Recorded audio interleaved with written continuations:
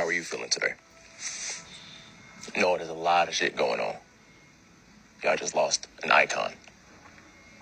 And this is not to get any views or streams off of that. But this is just a mental check. So I was made aware of the passing of Cheslie Kryst last night while I was on my live. And at the time, it just didn't hit. It didn't hit. I was like, oh my God, like that's horrible. That's unfortunate. But there was no mention of how she passed or anything. And so I hop off, I go and I check for myself, and I see that she passed in the most horrific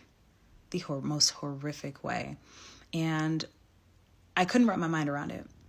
I had literally seen several of her videos earlier throughout the day.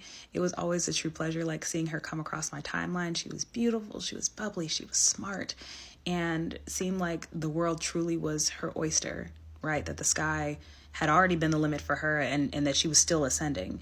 And to hear, to hear that she was not happy at all, that what we were seeing, what we were consuming here on TikTok was not her reality. She is only a year older than me. And it made me realize that, you know what, even people who have everything that you want, sometimes it's just not enough.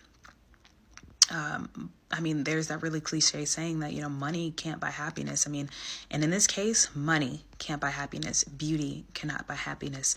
Brains cannot buy you happiness. Access cannot buy you happiness.